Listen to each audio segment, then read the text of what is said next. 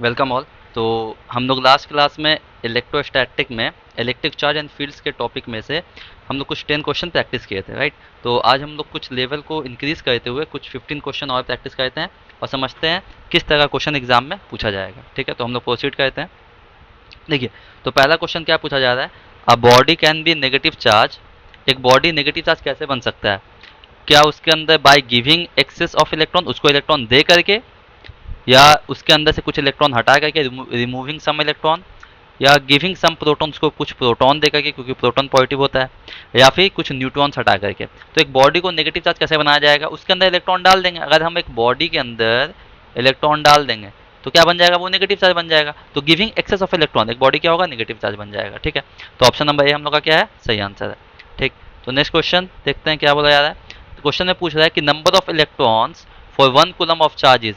1 coulomb charge बनाने के लिए कितना नंबर ऑफ इलेक्ट्रॉन है का जरूरत पड़ रहा है। ठीक है, तो ये क्वेश्चन किससे रिलेटेड है? क्वांटाइजेशन ऑफ चार्ज के बेसिस पे ये क्वेश्चन पूछा गया है। The number of electron for 1 coulomb of charges, 1 coulomb charge में कितना नंबर ऑफ इलेक्ट्रॉन होता है? तो क्वांटाइजेशन ऑफ चार्ज क्या बोलता है कि एक बॉडी का जो टोटल चार्ज होता है वो इंटीजर मल्टीपल होता है फंडामेंटल चार्ज से। तो total charge Q is equal to n into fundamental charge e. ठीक, तो हमको टोटल चार्ज Q का वैल्यू दिया हुआ कितना? 1 कूलम।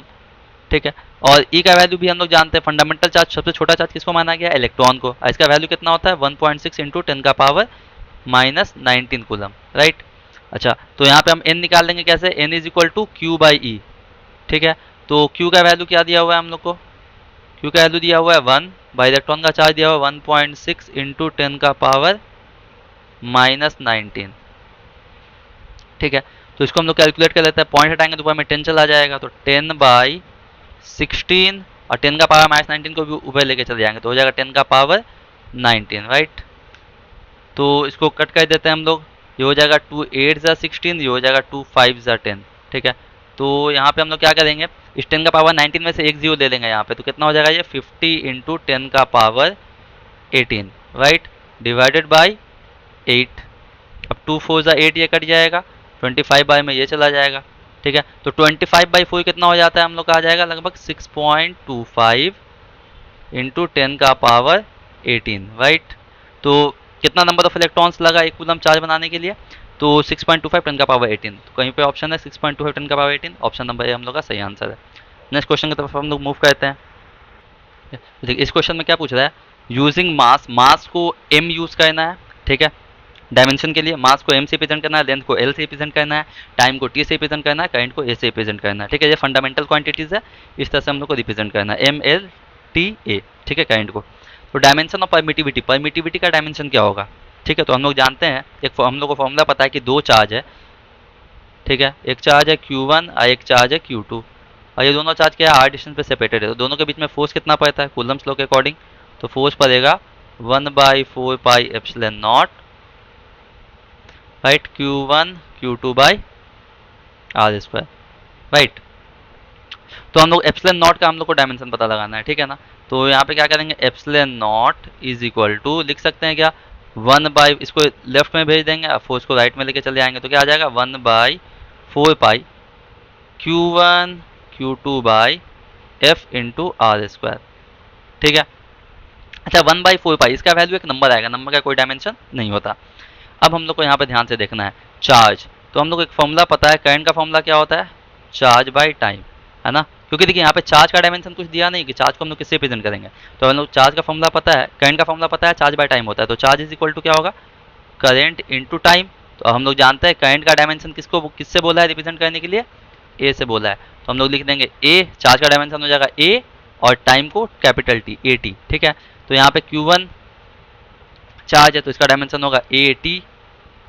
ठीक है, फिर यहाँ पे Q2 भी चार्ज है तो इसका भी डायमेंशन क्या होगा? ए टी, राइट, कैपिटल में।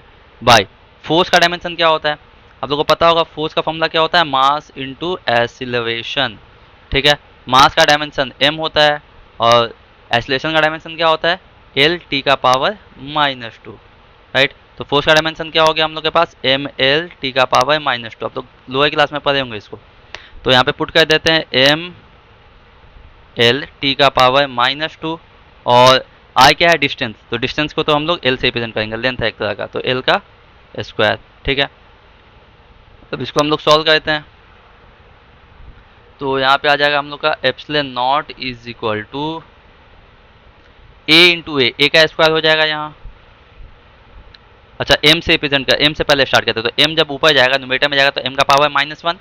अब l को ले लेते हैं, l1 और यहाँ पे l2 है तो l3 हो गया, ऊपर जाएगा तो l का पावर -3 हो जाएगा। और a देखते हैं तो a स्क्वायर हो गया यहाँ, और t को देखते हैं, t का पावर 2, ये -2 ऊपर जाएगा तो +2, और तो t का पावर क्या हो गया 4। तो एप्सिलॉन नॉट का डायमेंशन क्या हो गया ml at के फॉर्म में, m का पावर -1, l का पावर -3, a का पावर 2, t का पावर 4। यहाँ पे कोई ऑप्शन है ऐसा, m का पावर -1, l का पावर -3, t का पावर 4, a का पावर 2, तो ऑप्शन नंबर बी हम लोग का सही डायमेंशन, सही आंसर है। ठीक, नेक्स्ट क्वेश्चन देखते हैं हम लोग। अच्छा, इस क्वेश्चन में क्या पूछा है कि परमिटिविटी का यूनिट क्या है। ठीक है, तो अभी हम लोग देख रहे हैं क्या है कि दो चार्ज के बीच में फोर्स पड़ता है 1/4 pi epsilon naught Q1 Q2 by are square. ठीक है, तो परमिटिविटी का फॉर्मूला निकाल लेते हैं। यहाँ पे क्या आ जाएगा 1/4 पाई, वैसे ही आने देते हैं, ये हो जाएगा Q1 Q2 by F into R square, right. अच्छा, चार्ज का डायमेंशन जानते हैं हम लोग, चार्ज का यूनिट क्या होता है, चार्ज का यूनिट होता है कूलम।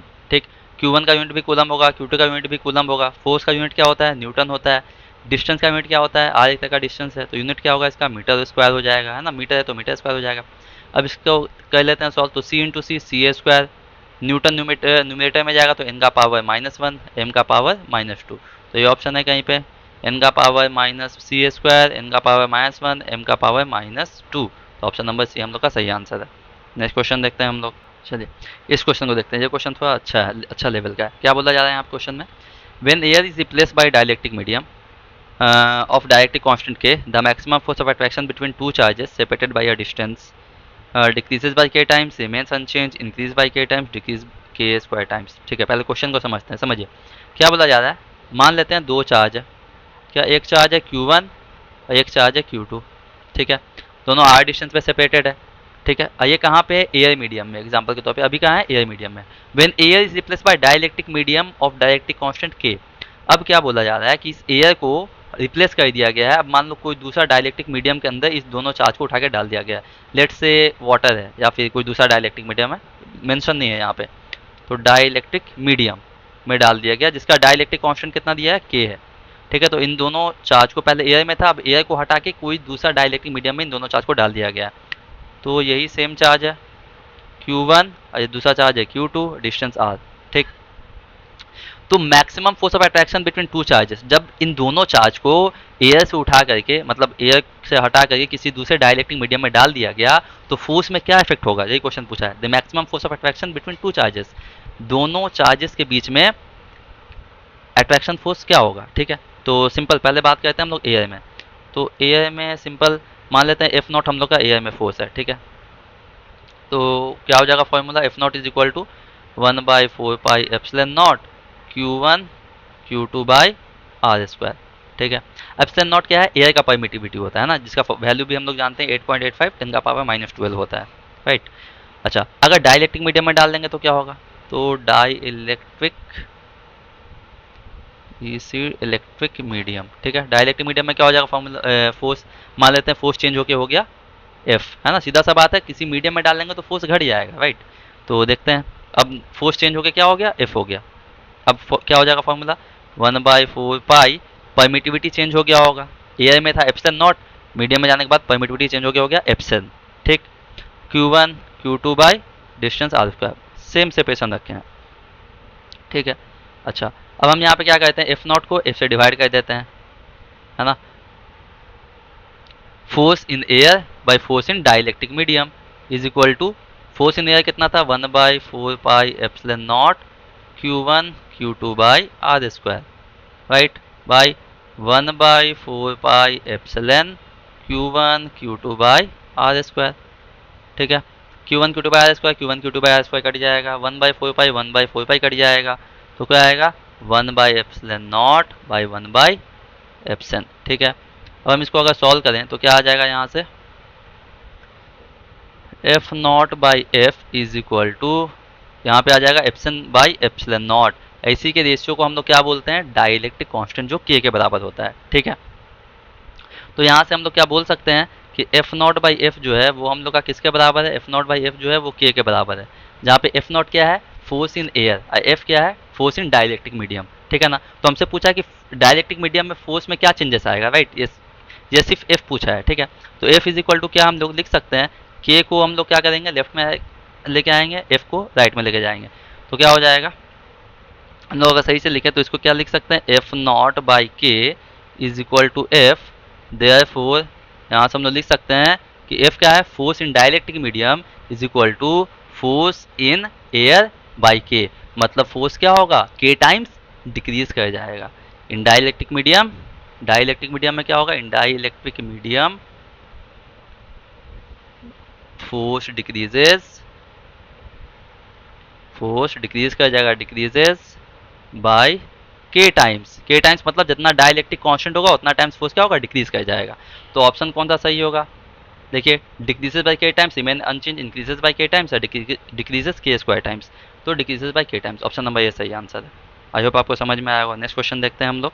देखिए क्वेश्चन नंबर 6 में क्या बोला है, टू चार्ज स्फीयर है, separated by distance D, D distance पे सेपरेटेड है, तब जाके इन दोनों पे फोर्स पड़ रहा है एफ, ठीक है। तो सपोज करते हैं यहाँ पे दो चार्ज है Q1 और Q2, सेपरेटेड है कितने डिस्टेंस पे, डी डिस्टेंस पे सेपरेटेड है, तो इन दोनों पे फोर्स पड़ रहा है एफ फोर्स पड़ रहा है, ठीक है। अच्छा, if they are immerse in liquid of dielectric constant 2, अगर इसको उठा करके किसी लिक्विड के अंदर, यही दोनों चार्ज को उठा करके किसी लिक्विड के अंदर डाल दिया गया, इसका डायरेक्ट्रिक कांस्टेंट कितना है, के डायरेक्ट्रिक कांस्टेंट है, ठीक है। के मतलब डायरेक्ट्रिक कांस्टेंट के का वैल्यू कितना दिया हुआ है, 2 दिया हुआ है। तो फोर्स क्या होगा, तो अभी हम लोग देखें, जब हम लोग चार्ज को किसी डाइलेक्ट्रिक मीडियम में डाल देते हैं तो क्या होता है, के टाइम्स फोर्स घट जाता है।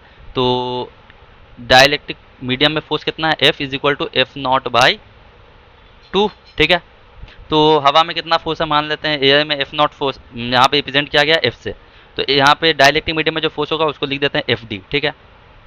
हमको एयर में जो फोर्स पड़ रहा है एफ नॉट किसके बराबर है, एफ है, एफ के बराबर है बाई 2, मतलब क्या होगा, फोर्स 2 टाइम्स डिक्रीज कर जाएगा। तो एफ बाई 2, ऑप्शन नंबर ए क्या है हम लोग का सही आंसर है, ठीक है। तो जब हम लोग चार्ज को डाइलेक्ट्रिक मीडियम में डालते हैं तो जितना डाइलेक्ट्रिक कांस्टेंट होता है उतना टाइम्स फोर्स क्या होता है, डिक्रीज कर जाता है, ठीक है। सेम डिस्टेंस पे, जितना डिस्टेंस एयर पे है, अगर सेम डिस्टेंस जितना एयर डिस्टेंस मान लेते हैं, एयर में हम लोग दोनों चार्ज को 2 मीटर की दूरी पर रखे हैं, और वही सेम चार्ज को उठा करके हम लोग Q1 Q2 को डायरेक्ट्रिक मीडियम में भी 2 मीटर की दूरी पर रखे हैं, तो फोर्स कितना, जितना डायरेक्ट्रिक कांस्टेंट का वैल्यू होगा जिस मीडियम में डाले हैं, जितना उसका डायरेक्ट्रिक कांस्टेंट का वैल्यू होगा उतना टाइम्स फोर्स डिक्रीज कर जाएगा, ठीक है। अब ऐसा नहीं कि दोनों चार्ज के बीच का दूरी एयर में 2 मीटर है, पानी में ले जाके हम उसको 1 मीटर में रख दिए तो चेंज हो जाएगा, ठीक है। तो ये कंडीशन याद रखना है, ठीक है। नेक्स्ट क्वेश्चन देखते हैं हम लोग। चलिए तो हम नेक्स्ट क्वेश्चन देखते हैं। अच्छा, इस क्वेश्चन में क्या बोला जा रहा है, in the basic caesium chloride structure, अच्छा सीजियम क्लोराइड का क्रिस्टलाइन स्ट्रक्चर में CS plus Cl minus ions है, अरेंज इन BCC कन्फिगरेशन, ठीक है। तो केमिस्ट्री में आप लोग अगर सॉलिड स्टेट पढ़े हैं तो जानते होंगे BCC क्या होता है ना, बॉडी सेंटर्ड क्यूबिक क्रिस्टल, ठीक है। तो कन्फिगरेशन में अरेंज है यहाँ पे, ठीक है। The net electrostatic force exerted by the 8 CS plus ions on the Cl minus ion, तो 8 कॉर्नर है, क्यूब के 8 कॉर्नर पे 8 CS प्लस आयंस है और सेंटर में एक Cl माइनस आयन है। तो ये 8 Cl प्लस आयन जो 8 कॉर्नर पे, ये Cl माइनस आयन पे कितना फोर्स एक्सर्ट कर रहा होगा हम लोग को वो बताना है। तो अगर आप सही से देखिएगा यहाँ पे, ये क्लोरीन सेंटर पे, ठीक है। और यहाँ पे हम एक और कॉर्नर बना रहे हैं, ये वाला कॉर्नर नहीं है यहाँ पे, ये कॉर्नर, ये वाला, यहाँ इस वाले से ये वाला कॉर्नर से ये वाला, ठीक है। तो अगर हम देखें ये क्लोरीन क्या है, सेंटर पे है, ठीक है। तो ध्यान से देखिएगा, तो जो डिस्टेंस हर कॉर्नर से इस Cl माइनस का डिस्टेंस क्या होगा, सेम होगा, है ना। तो यहाँ देखिए, ये सीजियम आयन जिस फोर्स से इस क्लोरीन को अपने तरफ खींच रहा होगा, उसी फोर्स से ये वाला सीजियम आयन जो इस कॉर्नर पे, ये भी क्लोरीन को उसी फोर्स से खींच रहा होगा, है ना। तो ये दोनों आपस में क्या करेगा, कैंसिल हो जाएगा, कैंसिल कर देगा। अच्छा नेक्स्ट देखिए, जिस फोर्स से ये वाला सीजियम आयन क्लोरीन को अपने तरफ इधर खींच रहा होगा, उसी फोर्स से ये सीजियम आयन भी क्या कर रहा होगा, उसको अपने तरफ खींच रहा होगा, तो ये दोनों भी आपस में क्या होगा, कैंसिल हो जाएगा, ठीक है। अच्छा, अब ये सीजियम आयन और ये वाला सीजियम आयन को देखिएगा, जिस फोर्स से ये वाला सीजियम आयन अपने तरफ खींचा होगा क्लोरीन को, उसी फोर्स से ये वाला भी सीजियम आयन अपने तरफ खींच रहा होगा, ठीक है। अब इन दोनों को, इस सीजियम आयन को और ये वाले सीजियम आयन को देखिए, जिस फोर्स से ये सीजियम आयन क्लोरीन को अपने तरफ खींचा होगा, उसी फोर्स से ये वाला भी खींच रहा होगा। तो ओवरऑल जो नेट है फोर्स क्लोरीन पे कितना पड़ रहा है ना, नेट फोर्स नेट फोर्स का बात कर रहे हैं, तो नेट फोर्स कितना पड़ रहा है, 0 पड़ रहा है, क्योंकि सब एक दूसरे को क्या कर दे रहा है, कैंसिल कर दे रहा है। तो नेट इलेक्ट्रोस्टैटिक फोर्स यहाँ पे है ऑप्शन नंबर डी, तो ऑप्शन नंबर डी हम लोग का सही आंसर 0 हो जाएगा। ठीक है, नेक्स्ट क्वेश्चन देखते हैं हम लोग। अच्छा, इस क्वेश्चन में क्या बोल रहा है, एक इलेक्ट्रॉन है वो मूव कर रहा है न्यूक्लियस के चारों तरफ हाइड्रोजन एटम के, an electron is moving around the nucleus of a hydrogen atom. अच्छा, हाइड्रोजन एटम में इलेक्ट्रॉन न्यूक्लियस के चारों तरफ मूव कर रहा है सर्कुलर ऑर्बिट पे, इसका रेडियस आर है। तो कोलम्बिक फोर्स कितना होगा दोनों के बीच में। ठीक है, तो हाइड्रोजन एटम में अगर सही से देखिएगा तो हाइड्रोजन एटम में क्या होता है, एक इलेक्ट्रॉन होता है, एक प्रोटॉन होता है ना। अब प्रोटॉन इलेक्ट्रॉन दोनों का मैग्नीट्यूड ऑफ चार्ज सेम होता है, प्रोटॉन का चार्ज होता है प्लस ई, है ना, इलेक्ट्रॉन का चार्ज क्या होता है माइनस ई, मतलब इलेक्ट्रॉन माइनस ई, मतलब प्रोटॉन का चार्ज होता है प्लस 1.6 10 का पावर माइनस 19 कूलम। नेचर अलग है, प्रोटॉन पॉजिटिव है, इलेक्ट्रॉन नेगेटिव है। इलेक्ट्रॉन का चार्ज होता है माइनस 1.6 10 का पावर माइनस 19। ठीक है, तो हाइड्रोजन एटम में तो एक प्रोटॉन और एक इलेक्ट्रॉन होता है, तो ये ऑर्बिट रहा। ठीक है, सेंटर में ये प्रोटॉन है, प्लस ई से रिप्रेजेंट कर देते हैं इसके चार्ज को, और इलेक्ट्रॉन रोटेट कर रहा है। ठीक है, इन दोनों के बीच का डिस्टेंस कितना है, आर है। तो इन दोनों के बीच में फोर्स कितना पड़ रहा होगा। ठीक है, और यहाँ देखिए यहाँ पे वेक्टर फॉर्म में ऑप्शन दिया हुआ है, तो फोर्स कितना पड़ रहा होगा पहले देख लेते हैं। तो किसी वेक्टर को बनाने के लिए, किसी वेक्टर को बनाने के लिए दो चीज़ का जरूरत पड़ता है, एक मैग्नीट्यूड और डायरेक्शन। मान लेते हैं अगर ए वेक्टर बनाना है, तो ए वेक्टर बनाने के लिए क्या चीज़ का जरूरत पड़ेगा, मैग्नीट्यूड कितना है ए का, और ए का डायरेक्शन के लिए क्या यूज़ करते हैं हम लोग, unit vector. Right, unit vector का काम क्या होता है, डायरेक्शन देने का। वेक्टर अगर आप लोग पढ़े 11 में तो पता होगा, है ना, डायरेक्शन देने का काम होता है यूनिट वेक्टर का। तो अगर हम लोग को यहाँ पे कितना पड़ेगा दोनों चार्ज के बीच में फोर्स, तो force is equal to 1/4 pi epsilon naught, जिसको हम लोग के से रिप्रेजेंट करेंगे, यहाँ से के से रिप्रेजेंट किया गया है। ठीक है, Q1 कितना है ई, Q2 भी कितना है ई, बाई डिस्टेंस कितना है आर, तो आर स्क्वायर हो जाएगा। ठीक है, और यहाँ पे एक चीज़, ठीक है, देखते हैं पहले। अब हमको वेक्टर फॉर्म में लिखना है, तो ये तो मैग्नीट्यूड हो गया फोर्स का, राइट। और डायरेक्शन के लिए क्या यूज़ करेंगे, यहाँ पे तो फोर्स वेक्टर है, ये तो मैग्नीट्यूड हो गया, डायरेक्शन के लिए क्या यूज़ करेंगे, आर कैप यूज़ कर लेंगे, है ना, यूनिट वेक्टर। तो आर कैप कैसे लिख सकते हैं हम लोग, क्या R vector is equal to distance vector is equal to magnitude of R into R cap लिख सकते हैं क्या, है ना। तो आर कैप क्या होगा यहाँ पे, यहाँ से अगर हम लिखें तो आर कैप क्या होगा, R cap is equal to R vector by R लिख सकते हैं क्या, या आर को नीचे भेज देंगे। ठीक है, तो ये हो गया magnitude 1/4 E by are square. R cap क्या होगा, डायरेक्शन। तो अगला स्टेप पर लिख देते हैं F vector is equal to 1/4 को के से रिप्रेजेंट कर देते हैं, ई इंटू ई हो गया ई स्क्वायर, आर कैप को लिख देंगे हम लोग आर वेक्टर बाई आर। तो आर स्क्वायर ये हो गया आर वेक्टर बाई आर। ठीक है, तो इसको लिखें अगर हम लोग तो क्या हो जाएगा, F vector is equal to k e square by r cube into r vector. ठीक है, अच्छा यहाँ पे ध्यान देना है कि दोनों चार्ज कैसा होगा, अट्रैक्टिव या रिपल्सिव। तो दोनों, एक पॉजिटिव ही है, एक इलेक्ट्रॉन नेगेटिव है ना, प्रोटॉन पॉजिटिव इलेक्ट्रॉन नेगेटिव, तो अपोजिट नहीं जाएगा, तो अट्रैक्शन होगा। तो यहाँ पे क्या लगा देंगे हम लोग, माइनस। ठीक है, तो ये मेरा सही आंसर होगा। देखते हैं ऑप्शन है कहीं पे, वही बेटा minus k e square by r cube r cap, तो ऑप्शन नंबर हम लोग का सी सही आंसर है। आपको समझ में आया। नेक्स्ट क्वेश्चन देखते हैं हम लोग। अच्छा, ये क्वेश्चन देखिए, ये बहुत अच्छा क्वेश्चन है ये भी। पहले हम लोग डायग्राम एक बना लेते हैं इसका। तो यहाँ पे क्या बताया था क्वेश्चन में कि एक चार्ज स्मॉल क्यू है वो प्लेस कर दिया गया center of line joining of two exactly equal positive charge. तो दो एग्जैक्टली इक्वल पॉजिटिव चार्ज, एक है कैपिटल क्यू और दूसरा भी क्या है, दोनों पॉजिटिव है। ठीक है, तो ये पॉजिटिव क्यू, ये भी पॉजिटिव क्यू। ठीक, मान लेते हैं दोनों जो है वो कितने डिस्टेंस पर सेपरेटेड है आपस में, 1 सेंटीमीटर की दूरी पे दोनों आपस में सेपरेटेड है। ठीक है, और एक चार्ज स्मॉल क्यू को रख दिया गया सेंटर पे, इन दोनों के सेंटर पे, एकदम सेंटर पे क्या रख दिया गया, तीसरा चार्ज स्मॉल क्यू को रख दिया गया।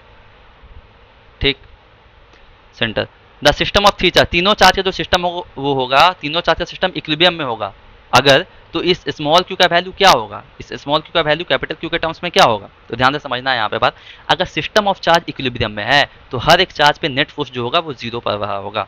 अगर सिस्टम ऑफ चार्ज इक्विलिब्रियम पे होगा तो हर चार्ज पे plus Q, small Q, plus capital Q, सब पे नेट फोर्स जीरो पर रहा होगा। अगर एक पार्टिकुलर चार्ज इक्विलिब्रियम में है तो सिर्फ उसी चार्ज पे नेट फोर्स जीरो पर रहा होगा। ये बात आप लोग पढ़े होंगे। तो मान लेते हैं अगर ये प्लस क्यू है तो सिर्फ अगर ये सिर्फ ये प्लस क्यू चार्ज ही इक्विलिब्रियम में है तो क्या होगा, सिर्फ इसी पे नेट फोर्स जीरो पर रहा होगा। ठीक है, तो अगर हम लोग यहाँ पे ध्यान से देखें तो यहाँ पे क्या बोल रहा है कि क्यू का वैल्यू क्या होगा ताकि पूरा सिस्टम इक्विलिब्रियम में हो। तो ध्यान से देखिए, अगर हम इस स्मॉल क्यू को पॉजिटिव मान के चलें, अगर पॉजिटिव मान के चलें तो देखिए ये प्लस क्यू इस प्लस क्यू को इधर फोर्स लगाएगा, राइट, और ये प्लस क्यू भी इस प्लस क्यू को इधर फोर्स लगाएगा, तो नेट फोर्स तो कभी जीरो होगा नहीं। अगर हम लोग मान लेते हैं इसको पॉजिटिव मान ले, तो स्मॉल क्यू को अगर पॉजिटिव माने तो या फिर अगर इसी को देखें तो ये प्लस क्यू इस प्लस क्यू को इधर राइट में फोर्स लगाएगा, ये प्लस क्यू भी इसको राइट में फोर्स लगाएगा, है ना। तो भी तो, क्या होगा, नेट फोर्स पे जीरो होने वाला नहीं है। तो ये बात तो समझ में आ रहा है कि ये स्मॉल क्यू पॉजिटिव नहीं होगा। अगर पॉजिटिव हुआ तो ये वाला प्लस क्यू और ये वाला प्लस क्यू पे नेट फोर्स जीरो नहीं होगा, ठीक है। भले ही इस पे हो जाएगा, इस पे हो जाएगा, इस पे एक ये वाला प्लस क्यू इसको लेफ्ट में मारेगा, ये वाला प्लस क्यू राइट में, तो नेट फोर्स जीरो हो जाएगा।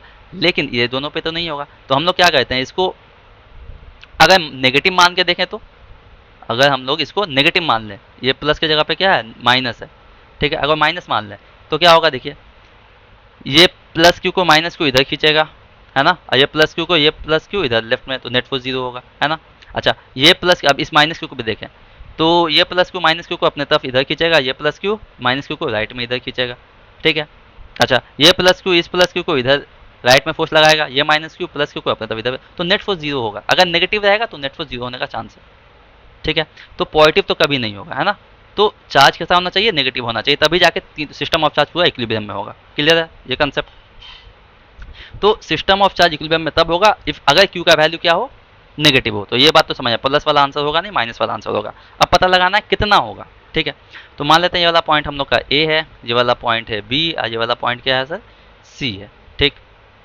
अच्छा तो ध्यान से देखें, अगर मान लेते हैं किसी भी एक पे, क्योंकि सिस्टम ऑफ चार्ज पूरा इक्विलिब्रियम में है, तो ए पे भी कर सकते हैं काम हम लोग, बी पे भी कर सकते हैं, तो हम लोग ए पे काम करते हैं, ठीक है। अच्छा ये सी को कहाँ रखा गया, जो माइनस क्यू चार्ज को सेंटर में रखा गया, तो ये वाला डिस्टेंस कितना हो जाएगा हम लोग का, x/2 हो जाएगा, आधा हो जाएगा, राइट। तो ये भी पता याद रखना है हम लोग को, ठीक है। तो यहाँ पे ए चार्ज पे सी चार्ज क्या करेगा, अपने तरफ इसको खींचने की कोशिश करेगा। तो force on A due to C किधर होगा, राइट में होगा, ठीक है ना, क्योंकि सी ए को खींचेगा अपनी तरफ, और ए पे बी जो होगा वो लेफ्ट में फोर्स लगाएगा। तो force on A due to B left में होगा, force on A due to C, C तो खींचेगा, बी तो इसको धक्का मारेगा लेफ्ट में, राइट। तो अगर हम लोग फ्रॉम डायग्राम अगर बात करें, इसको फ्रॉम डायग्राम क्या बोल सकते हैं हम लोग कि अच्छा नेट फोर्स जीरो पाएगा इस पे, तो F force on A due to B plus force on A due to C, right, is equal to net force कितना है, जीरो पाएगा है। तो अगला स्टेप हम लोग क्या लिख सकते हैं, force on A due to B is equal to minus of force on A due to C, क्योंकि अपोजिट है तो माइनस आ जाएगा, क्लियर है। राइट में भेजेंगे तो माइनस हो जाएगा ऐसे भी। तो force on A due to B, तो ए और बी के बीच में कितना फोर्स है, तो क्या करेंगे हम लोग, फॉर्मूला लिखते हैं 1/4 पाई एप्सिलॉन नॉट। Q1 कितना है, Q है, और Q2 कितना है, A भी देना है, तो ये वाला दोनों चार्ज, तो Q1 कितना है, Q है, और Q2 कितना है, ये भी Q है, तो Q into Q by distance कितना हो गया, A और B के बीच का, तो x, तो एक्स स्क्वायर हो गया, यहाँ पे एक्स स्क्वायर लिख देंगे। अब A C के बीच में लिखना है, ये वाला A और C के बीच में लिखना है, तो कितना होगा फोर्स, तो यहाँ पे हो जाएगा माइनस, क्योंकि ये माइनस है, 1/4 पाई एप्सिलॉन नॉट, ठीक है। Q1 कितना है, कैपिटल Q है, और Q2 कितना है, स्मॉल q है, बाई डिस्टेंस क्या हो जाएगा, कितना है डिस्टेंस, x/2, है ना, ये वाला डिस्टेंस x/2 का स्क्वायर हो जाएगा यहाँ पे, ठीक है। अब इसको सॉल्व कर लेते हैं, 1/4 पाई एप्सिलॉन नॉट कट जाएगा कैपिटल Q से, ये वाला कैपिटल Q कट जाएगा। तो इसको अगर हम लोग आगे सॉल्व करें तो क्या आएगा यहाँ पे, q/x² is equal to minus of, अच्छा यहाँ पे q बाई, इसको सॉल्व करेंगे तो x²/4 होगा, तो 4 ऊपर चला जाएगा, तो 4q बाई हम लोग लिख सकते हैं x², ये x² से ये वाला भी x² कट जाएगा, तो q is equal to minus of 4 small q आ गया, ठीक है। राइट लेफ्ट कर लेते हैं इसको, तो 4q is equal to minus capital Q लिख सकते हैं, है ना, क्योंकि हम लोग कैपिटल Q के टर्म्स में आंसर लाना है, ऑप्शन में यही दिया हुआ है। तो Q is equal to minus Q/4, तो नेगेटिव होगा, और वैल्यू कितना होगा, Q/4 होगा, है ना। जो थर्ड चार्ज जो रखेंगे यहाँ पे ताकि सिस्टम इक्विलिब्रियम में आ जाए, तो Q का वैल्यू कितना होना चाहिए, कैपिटल Q/4। तो यहाँ पे ऑप्शन नंबर ए हम लोग का सही आंसर है। तो आपको ये क्वेश्चन समझ में आया। नेक्स्ट क्वेश्चन देखते हैं हम लोग। देखिए तो इस क्वेश्चन में क्या बोल रहा है कि figure gives electric lines of force due to two charges, दो चार्ज है Q1 और Q2, इसमें इलेक्ट्रिक लाइन्स ऑफ फोर्स का डायग्राम यहाँ पे मेंशन है, दिया हुआ है। What are the science of these two charges, इन दोनों चार्ज का साइन क्या होगा। तो आप लोग अगर इलेक्ट्रिक लाइन्स ऑफ फोर्स का प्रॉपर्टीज अगर पढ़े हैं तो पता होगा कि पॉजिटिव चार्ज से क्या होता है, इलेक्ट्रिक लाइन जो होता है वो बाहर की तरफ ऑरिजिनेट करता है ना, बाहर निकलता है। नेगेटिव में क्या होता है, टर्मिनेट करता है। तो नेगेटिव में इलेक्ट्रिक लाइन्स इनवर्ड होता है, और पॉजिटिव में क्या होता है, बाहर होता है, राइट। तो यहाँ पे देखिए Q1 पे देखिए तो सब लाइन्स क्या है, अंदर की तरफ डायरेक्टेड है ना, और Q2 में भी सब लाइन्स अंदर की तरफ डायरेक्टेड है। तो कौन सा चार्ज होगा, ये दोनों नेगेटिव होगा, राइट। तो ऑप्शन नंबर चारों में से कौन सा सही होगा? Both are negative, both are positive, तो ऑप्शन नंबर ए सही आंसर है। नेक्स्ट क्वेश्चन देखते हैं। चलिए, तो इस क्वेश्चन में क्या बोला जा रहा है? There is an electric field in the x direction. Electric field x direction में है। इलेक्ट्रिक फील्ड यहाँ पे एक्स डायरेक्शन में इलेक्ट्रिक फील्ड है, ठीक है। If the work done in moving a charge of 0.2 coulomb, 0.2 coulomb charge को 2 metre की दूरी पर मूव कराने में इलेक्ट्रिक फील्ड से 60 डिग्री एंगल बनाते हुए हम लोग को 4 जूल वर्क डन करना पड़ रहा है। फिर से समझिए, इलेक्ट्रिक फील्ड एक्स डायरेक्शन में है, एक्स एक्सिस में है, ठीक है। इलेक्ट्रिक फील्ड एक्स एक्सिस में है।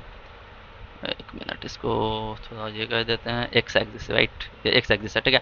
इलेक्ट्रिक फील्ड एक्स डायरेक्शन में हमको 0.2 कूलम चार्ज को 2 मीटर मूव कराने में 60 डिग्री एंगल बनाते हुए इलेक्ट्रिक फील्ड से 4 जूल वर्क डन करना पड़ रहा है, ठीक है। तो इलेक्ट्रिक फील्ड का वैल्यू क्या होगा वो हमको पूछा है।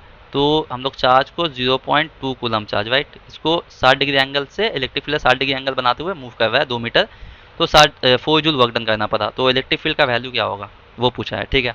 तो हम लोग को एक फॉर्मूला पता है, वर्क डन का फॉर्मूला क्या होता है? फोर्स इनटू डिस्प्लेसमेंट और cos of angle between them, ठीक है। Cos of angle between them, sorry, cos कितना है? कॉस 60। एंगल कितना बना रहा है? 60 डिग्री एंगल बना रहा है। और फोर्स का फॉर्मूला क्या होता है? जब हम लोग किसी चार्ज को इलेक्ट्रिक फील्ड में डालते हैं तो उस पर फोर्स कितना पड़ता है? ये इलेक्ट्रिक फील्ड है, इस इलेक्ट्रिक फील्ड के अंदर जब हम लोग चार्ज क्यू को रख दें तो इस पर फोर्स कितना पड़ेगा इलेक्ट्रिक फील्ड के अंदर? ई इंटू क्यू। इलेक्ट्रिक फील्ड कितना है? Into charge, right. तो यहाँ पे हम लोग फॉर्मूला को थोड़ा चेंज करके लिख सकते हैं, work done is equal to E into Q into S cos of 60। Cos of 60 का वैल्यू होता है हाफ। अच्छा, सब वैल्यू सब पता है क्या? क्यू का वैल्यू कितना है? 0.2 कूलम। अच्छा, हमको इलेक्ट्रिक फील्ड निकालना है तो पहले लिख लेते हैं फॉर्मूला अच्छे से। तो electric field is equal to work done by Q into S cos of 60 degree, right. तो और हम इसको सही से लिखें तो वैल्यू सब सही से पुट करें अगर, तो क्या होगा? वर्क डन कितना? Electric field is equal to work done कितना किए हम लोग? वर्क डन कितना हुआ? 0.2 कूलम चार्ज को 2 मीटर की दूरी पे 2 मीटर मूव कराने में 60 एंगल बनाते हुए इलेक्ट्रिक फील्ड से 4 जूल वर्क डन किए हैं। तो 4 बाई चार्ज की वैल्यू 0.2, डिस्टेंस हो गया 2, कॉस 60 1/2, राइट। ये 2 से ये 2 कट जाएगा, ठीक है। तो 0.2 हटेगा तो ऊपर में 10 जाएगा, 2 5 जा 10, 5 4 जा 20 न्यूटन पर कूलम इलेक्ट्रिक फील्ड आना चाहिए, है ऑप्शन। ऑप्शन नंबर डी सही आंसर। नेक्स्ट क्वेश्चन देख। अच्छा, इस क्वेश्चन में क्या बोल रहा है कि यूनिफॉर्म इलेक्ट्रिक फील्ड में जब हम लोग यूनिफॉर्म इलेक्ट्रिक फील्ड में डाइपोल को रखते हैं तो उस पर टॉर्क कितना पड़ता है? The torque acting on electric dipole of dipole moment P place in uniform electric field E कितना पड़ेगा? तो एक डाइपोल है जिसका डाइपोल मोमेंट कितना है? पी है। जब हम दो इक्वल एंड अपोजिट चार्ज को इलेक्ट्रिक फील्ड में रखते हैं तो वो डाइपोल बन जाता है, ठीक है। तो जब हम लोग यूनिफॉर्म इलेक्ट्रिक फील्ड में डाइपोल को रखते हैं तो इस पर कितना टॉर्क पड़ता है? तो टॉर्क कितना पड़ता है? टॉर्क पड़ता है हम लोग का पी ई साइन थीटा, है ना। तो हम लोग इसको वेक्टर फॉर्म में कैसे लिखते हैं? Tau vector is equal to p vector dipole moment into cross of e vector. तो p vector cross e vector, ये टॉर्क पड़ता है। तो ऑप्शन नंबर हम लोग का सही आंसर, ठीक है। नेक्स्ट क्वेश्चन देखते हैं। अब देखिए, इस क्वेश्चन में क्या बोल रहा है कि दो चार्ज है जिसका इक्वल मैग्नीट्यूड है at a distance R distance पे है, force F on each other, ठीक है। If the charges are half, then the distance them is double, then the new force acting on the charge is, ठीक है। तो question में क्या बोल रहा है कि दो चार्ज है, टू इक्वल चार्ज, तो Q और Q दो इक्वल चार्ज, ठीक है। और दोनों आर डिस्टेंस पे सेपरेटेड है, तो फोर्स कितना पड़ रहा है इन पे? F1 मान लेते हैं, फोर्स F पड़ रहा है, ठीक है। अगर दोनों चार्ज के बीच का क्या बोलता है? If the charge are half, अब चार्ज को आधा कर दिया गया, Q/2, ठीक है। दोनों चार्ज को आधा कर दिया गया, एडिशन बिटवीन देम, एडिशन को डबल कर दिया गया, तो ये डिस्टेंस को डबल कर दिया गया, ठीक है। चार्ज को आधा कर दिया गया, डिस्टेंस को डबल कर दिया गया, तो फोर्स कितना होगा? नया फोर्स क्या होगा? मतलब F2 का वैल्यू क्या होगा पता लगाना है। तो सिंपल है, तो B4 का पता करते हैं पहले, और फिर आफ्टर का पता करेंगे, फिर कैलकुलेट कर लेंगे। तो B4 में क्या है फोर्स? F1 कितना पड़ रहा है force? 1/4 pi epsilon not Q into Q/r², ठीक है। अब आफ्टर में देख लेते हैं, तो आफ्टर में F2 फोर्स पड़ रहा है 1/4 pi epsilon not Q/2, Q1 charge है, Q/2 है ना, Q2 चार्ज बाई डिस्टेंस कितना हो गया? 2r का स्क्वायर हो जाएगा यहाँ पे, राइट। अच्छा, तो इसको सॉल्व करने आ गए तो F2 इज इक्वल टू लिख सकते हैं हम लोग 1/4 pi epsilon not Q A² by 4 हो जाएगा यहाँ पे, है ना, बाई यहाँ पे हो जाएगा 4r²। ठीक है, 2 का स्क्वायर 4r²। और इसको अगर हम और सही से लिख लें यहाँ पे, तो F2 इज इक्वल टू हो जाएगा 1/4πε0 Q² 4 डिनोमिनेटर में जाएगा तो 16r² हो जाएगा, राइट। इक्वेशन नंबर 2 मान लेते हैं इसको। ठीक है, इसको इक्वेशन नंबर 1 मान लेते हैं। ठीक है, तो 1 डिवाइडेड बाई, या फिर हम लोग को F2, अच्छा तो 2 डिवाइडेड बाई 1 कर लेते हैं। ठीक है, 2 डिवाइडेड बाई 1, तो F2/F1 करेंगे अगर। ठीक है, F2 कितना दिया हुआ है 1/4πε0 Q² 16r² 1/4πε0 F1 कितना दिया हुआ 1/4πε0 Q² है ना, यहाँ पे Q²/R² हो जाएगा। ये Q²/R², ये Q²/R² कट जाएगा, 1/4πε0 1/4πε0 कट जाएगा। तो F2/F1 इज इक्वल टू आ जाएगा हम लोग का 1/16, राइट। 1/16 हो जाएगा ना 16 डिनोमिनेटर में। तो F2 इज इक्वल टू क्या यहाँ पे लिख सकते हैं हम लोग, F2 is equal to F1/16। F1 क्या दिया हुआ था, F दिया हुआ था, राइट। F1 F दिया हुआ है, तो क्या होगा, फोर्स जो होगा वो 16 टाइम्स डिक्रीज कर जाएगा, राइट। तो ये ऑप्शन है कहीं पे, तो ऑप्शन नंबर डी सही आंसर है। ठीक है, तो जब क्वेश्चन समझ में आया, क्या बोला गया, क्वेश्चन बोला गया कि दो इक्वल चार्ज है, जब इन दोनों को r डिस्टेंस पर रखा गया तो फोर्स F पड़ा। अब वही दोनों चार्ज को जब आधा कर दिए, चार्ज को आधा आधा कर दिए और डिस्टेंस को 2 गुना बढ़ा दिए। ठीक है, तो फोर्स में क्या चेंजेस आया, तो फोर्स पहले से 16 टाइम्स डिक्रीज कर गया, F/16 हो गया। ठीक है, नेक्स्ट क्वेश्चन देखते हैं। अच्छा, इस क्वेश्चन में क्या बोला, चार्ज है जिसका मैग्नीट्यूड दिया हुआ है, चार्ज का मैग्नीट्यूड दिया हुआ है 3e, मास दिया हुआ है 2m, इलेक्ट्रिक फील्ड है E, एक्सीलरेशन कितना लगेगा चार्ज पे। ठीक है, तो इलेक्ट्रिक फील्ड में मान लेते हैं ये इलेक्ट्रिक फील्ड है, इलेक्ट्रिक फील्ड के अंदर हम लोग एक चार्ज को रख दिए, Q चार्ज पर रख दिए हैं। ठीक है, तो फोर्स पड़ता है E इंटू क्यू। ठीक है, हमको तो एक्सीलरेशन पता लगाना है। तो फोर्स का फॉर्मूला क्या होता है हम लोग जानते हैं, एक फॉर्मूला होता है मास इंटू एक्सीलरेशन, राइट। तो एक्सीलरेशन पता लगाना है, तो एक्सीलरेशन इज इक्वल टू हो जाएगा फोर्स बाई मास। ठीक है, तो इलेक्ट्रिक फील्ड में जब किसी चार्ज को रखते हैं तो फोर्स कितना पड़ता है, E इंटू क्यू पड़ता है, राइट। और क्यू का वैल्यू हम लोग को दिया हुआ है 3e, तो फोर्स कितना पड़ा 3e into capital E, put कर देंगे यहाँ पे 3e इंटू कैपिटल ई, इतना फोर्स पड़ा जब चार्ज को इलेक्ट्रिक फील्ड में रखे। तो चार्ज दिया हुआ है 3, राइट, और मास दिया हुआ है 2m, तो एक्सीलरेशन हो जाएगा मेरा a is equal to 3 small E capital E by 2m। तो 3 small E capital E by 2m, option number B हम लोग का सही आंसर है। ठीक, नेक्स्ट क्वेश्चन देखते हैं, क्वेश्चन नंबर 15, लास्ट क्वेश्चन है। क्या बोला जा रहा है, an electric dipole is place in non uniform electric field. हाँ, ये क्वेश्चन फर्स्ट लेक्चर में भी हम लोग किए थे कि वहाँ पे यूनिफॉर्म था, बताए थे पहले क्लास में कि जब हम लोग इलेक्ट्रिक डाइपोल को नॉन यूनिफॉर्म इलेक्ट्रिक फील्ड में अगर डाल देंगे तो नॉन यूनिफॉर्म इलेक्ट्रिक फील्ड में डाइपोल पे इलेक्ट्रिक फोर्स भी पड़ेगा एज वेल एज टॉर्क भी पड़ेगा। मतलब ये डाइपोल रोटेट भी करेगा और डाइपोल आगे भी बढ़ेगा, ट्रांसलेशन मोशन भी होगा as well as rotation motion भी होगा। तो जब डाइपोल को नॉन यूनिफॉर्म इलेक्ट्रिक फील्ड में अगर डाला जाएगा तो उस पर दोनों चीज़ पड़ता है, टॉर्क भी पड़ता है और फोर्स भी पड़ता है। तो torque force both A and B ना, तो ऑप्शन नंबर सी। मतलब जब नॉन यूनिफॉर्म इलेक्ट्रिक फील्ड में डाइपोल को डालते हैं तो उस पर दोनों चीज़ पड़ता है, टॉर्क भी पड़ता है एज वेल एज फोर्स भी पड़ता है। ठीक है, यूनिफॉर्म इलेक्ट्रिक फील्ड में सिर्फ और सिर्फ टॉर्क पड़ता है, नेट फोर्स 0 हो जाता है। ठीक है, आई होप को ये क्वेश्चन सब समझ में आया होगा। तो नेक्स्ट क्वेश्चन में हम नेक्स्ट क्लास में हम लोग कुछ और नया क्वेश्चन प्रैक्टिस करेंगे इसी के ऊपर। ठीक है, गॉस थ्योरम के बेसिस पे, इलेक्ट्रिक फ्लक्स के बेसिस पे कुछ क्वेश्चन प्रैक्टिस करेंगे, फिर हम लोग कैपेसिटेंस, कैपेसिटर, इलेक्ट्रिक पोटेंशियल के ऊपर क्वेश्चन करेंगे। तो आई होप आपको ये समझ में आ गया होगा। तो डिस्क्रिप्शन में लिंक होगा, उस ग्रुप में हम इसका नोट्स भेज देंगे, वहाँ से आप लोग इसको डाउनलोड करके पढ़ सकते हैं, या फिर क्वेश्चन जैसे जैसे पढ़ा रहे हैं वैसे वैसे क्वेश्चन और सॉल्यूशन भी नोट करते हुए चलिए। ठीक है, थैंक यू।